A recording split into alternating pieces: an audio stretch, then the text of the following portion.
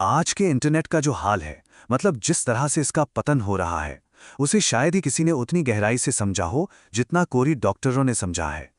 उन्होंने एक शब्द दिया है, इंशिटिफिकेशन। और ये शब्द, जानते हैं, डिजिटल प्लेटफॉर्म्स के अंदर से सड़ने की जो पूरी प्रक्रिया है ना, उसका एक सिंबल बन गया है, एक पहचान बन गया है। तो आज की इस बातचीत में हम इसी एंशियंटिफिकेशन के पीछे के जो मेन आइडियाज हैं उन्हें समझने की कोशिश करेंगे।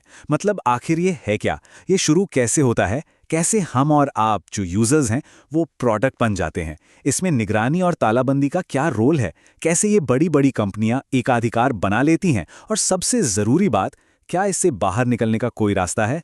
तो चलिए सबसे पहले और सबसे जरूरी सवाल से ही शुरू करते हैं कि आखिर ये एंशियंटिफिकेशन है क्या भला।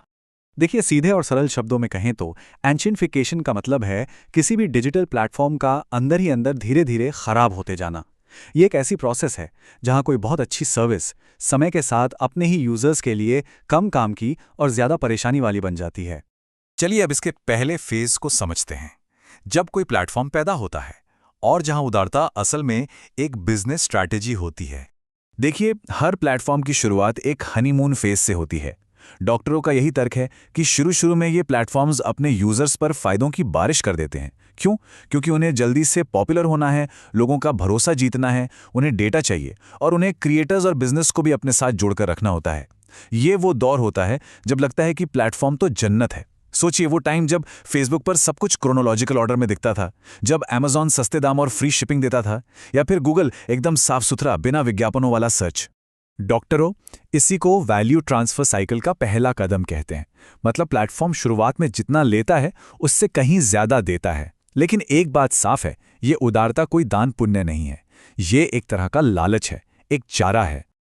और अब हम आते हैं उस मोड़ पर जहां खेल बदल जाता है, जब यूजर्स खुद एक प्रोडक्ट बन जाते हैं। तो होता क्या है, जब कोई प्लेटफॉर्म बहुत बहुत बड़ा हो जाता है, उनके मकसद बदल जाते हैं। अब उन्हें यूजर्स को लुभाने की जरूरत नहीं है, अब उनसे पैसा कमाना है। और यहीं से प्लेटफॉर्म्स विज्ञापन डालना शुरू करते हैं, एल्गोरिथम को ऐसा बना देते हैं कि आपकी खुशी से ज्यादा आपका एंगेजमेंट जरूरी हो जाता है। और डार्क पैटर्न्स का इस्तेमाल करते हैं, मतलब ऐसे डिजाइन जो आपको वो काम करने पर मजबूर कर दें जो आप शायद करना नहीं चाहते। अब प्लेटफॉर्म के असली ग्राहक विज्ञापन देने वाले हैं, यूजर्स नहीं। और बस यहीं से सड़न की शुरुआत हो जाती है।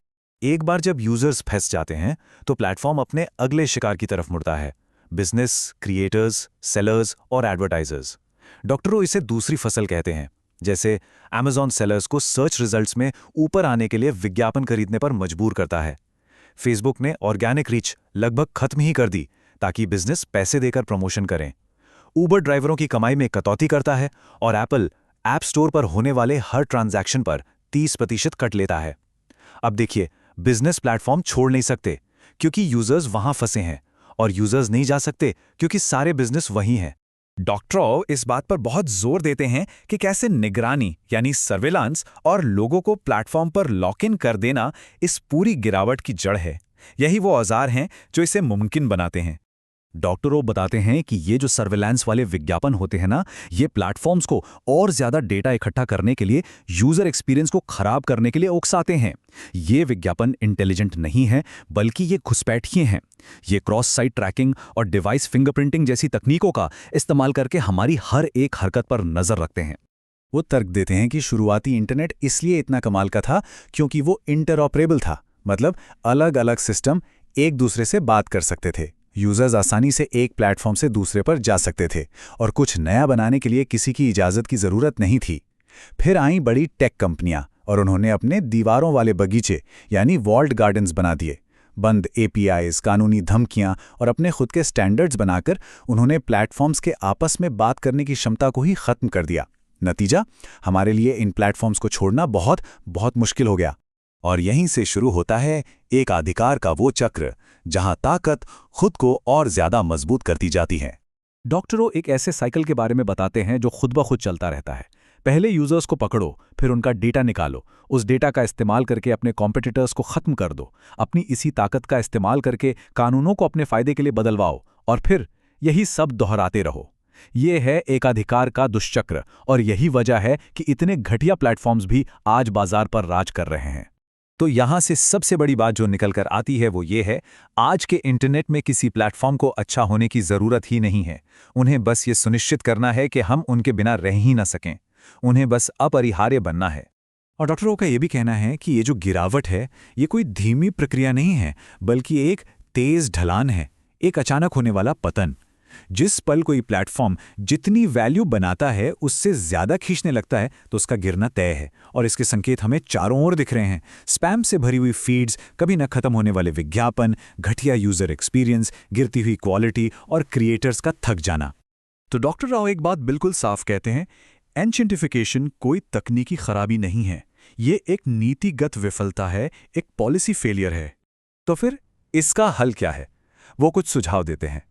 इन एकाधिकारों को तोड़ो, एंटी ट्रस्ट कानूनों को सख्ती से लागू करो, डेटा कलेक्शन को सीमित करो और सबसे जरूरी बात, इंटरऑपरेबिलिटी यानी सिस्टम्स के आपस में बात करने की क्षमता को अनिवार्य बनाओ। असल में ये इंटरनेट को वापस पाने का एक पूरा रोड मैप है। आखिर में डॉक्टरों हमें एक उम्मीद भी दिखाते हैं। वो एक ऐसे इंटरनेट की कल्पना करते हैं जहां कंट्रोल वापस यूजर्स के हाथों में हो, जहां हर यूजर अपनी पहचान का खुद मालिक हो। एक ऐसा इंटरनेट जहां क्रिएटर्स की अपनी ऑडियंस हो और जहां प्लेटफॉर्म्स अपनी क्वालिटी के दम पर मुकाबला करें, ना कि लोगों को फंसा कर रखने की अपनी क्षमता पर। और सबसे अहम बात, एक ऐसा इंटरनेट जहां कुछ नया करने के लिए किसी की इजाजत न लेनी पड़े, जहां कोई भी एक बेहतर सर्विस बना सके और लोग बिना किसी झंझट के उस पर स्विच कर सकें। उनका तर्क बहुत मजबूत है। इंटरनेट खत्म नहीं हुआ है, उस पर बस कब्जा कर लिया गया है और जिस चीज पर कब्जा किया गया हो उसे वापस भी हासिल किया जा सकता है।